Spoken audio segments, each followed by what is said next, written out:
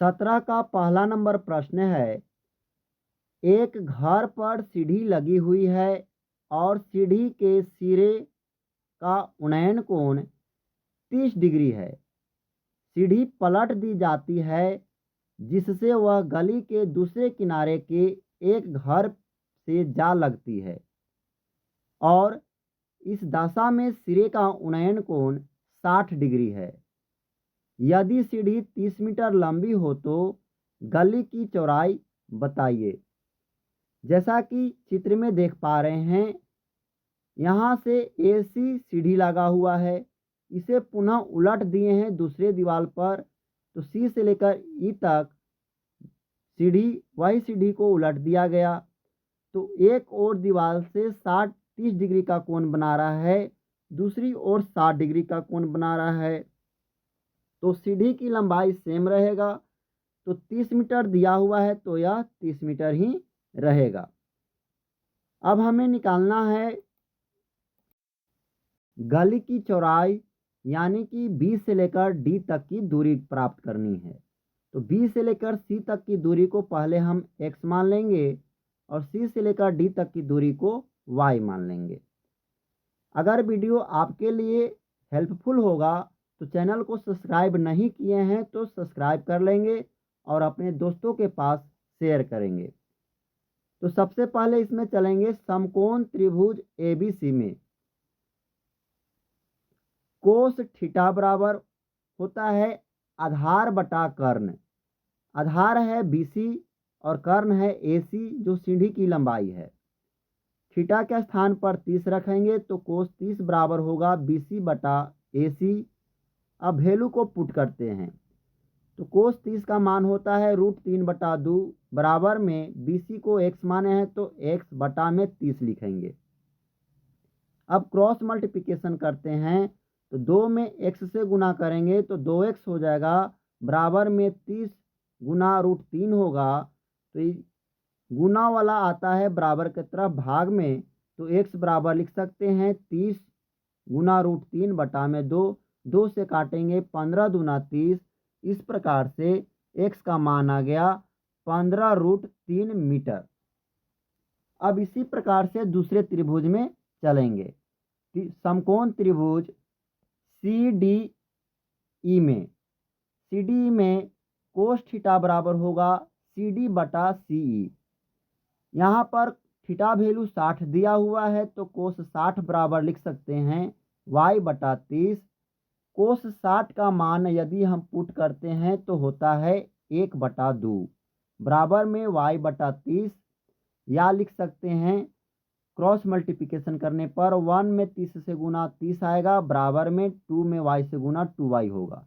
इसलिए यहाँ से y बराबर आ गया 30/2, 2 से काटेंगे 15 बार में तो y का मान आ जाएगा 15 मीटर। तो गली की चौड़ाई पहले से ही पता है कि दोनों x और y माने हुए हैं, तो गली की चौड़ाई x प्लस y होगा। तो x का वैल्यू 15√3 प्लस y का वैल्यू 15, तो 15 को बाहर में कॉमन लेंगे तो 15 इंटू हो जाएगा √3 प्लस 1 मीटर। इसका राइट आंसर बन जाएगा। 17 के दूसरा नंबर प्रश्न है। एक 8 मीटर लंबी सीढ़ी किसी घर की दीवार से लगी है एवं दीवार के साथ 30 डिग्री का कोण बनाती है। सीढ़ी को पलटकर गली के दूसरे किनारे के घर से लगाने पर उक्त कोण 45 डिग्री का हो जाता है। गली की चौड़ाई ज्ञात करें। जैसा कि चित्र में देख पा रहे हैं, AC सीढ़ी है और इसको पलट दिया गया है और C की ओर रख दिया गया है, तो दोनों सीढ़ी की लंबाई एक ही सीढ़ी होने पर बराबर होगा। कोण परिवर्तन है, इस ओर 30 डिग्री बनाया और इस ओर 45 डिग्री बनाया। तो सबसे पहले चलेंगे समकोण त्रिभुज ABC में। कोस थीटा बराबर BC बटा AC। कोस थीटा का वैल्यू 30 है तो 30 बराबर लिख सकते हैं x बटा 8। अब वैल्यू को पुट करते हैं तो कोस 30 का मान होता है √3/2 बराबर में x बटा 8 लिखेंगे। क्रॉस मल्टीप्लिकेशन करने पर 2 गुना एक्स बराबर में होगा 8√3। अब एक्स बराबर निकालेंगे तो 2 है गुना में तो बराबर की तरफ आएगा तो भाग में होगा, तो 8√3 बटा में 2, 2 से काटेंगे 4 दूना 8। तो इस प्रकार से मेरा एक्स का वैल्यू प्राप्त हो गया 4√3 मीटर। अब उसी प्रकार से समकोण त्रिभुज सी डी ई में चलेंगे यहाँ वाला पर। तो कोस थीटा बराबर होगा सी डी बटा सी। कोस 45 बराबर लिख सकते हैं वाई बटा 8। अब कोस 45 का मान होता है 1/√2 बराबर लिख सकते हैं वाई बटा 8, या √2 बराबर वाई बराबर में हो जाएगा √2 गुना वाई बराबर में 8 होगा। अब वाई बराबर हो जाएगा, गुना में है √2 तो बराबर में आएगा तो भाग में होगा, तो वाई बराबर हो गया 8/√2।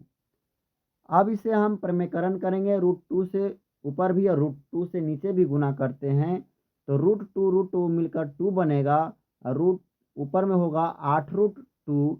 2 से काटेंगे 4 दूना 8। तो इस प्रकार से y का मान आ गया 4√2। अब हमें वैल्यू निकालना था हमें गली की चौड़ाई। गली की चौड़ाई है BD यानी कि x प्लस वाई। एक्स का वैल्यू है 4√3 और y का वैल्यू है 4√2। 4 को बाहर में कॉमन ले लेंगे, दोनों में है तो कॉमन लेने पर यहाँ 3 बचेगा, प्लस में यहाँ √2 बचेगा। √3 का मान होता है 1.732 और √2 का मान होता है 1.414। दोनों को ऐड करेंगे तो आएगा 3.146। गुना कर लेंगे आपस में तो हो जाएगा 12.584 मीटर लगभग। इसका राइट आंसर बन गया। 18 नंबर प्रश्न है, एक लंबा वृक्ष नदी के किनारे ऊर्ध्वाधर खड़ा है जिसकी ऊंचाई 10√3 मीटर है। सामने किनारे के किसी स्थान से वृक्ष की चोटी का उन्नयन कोण 60 डिग्री है।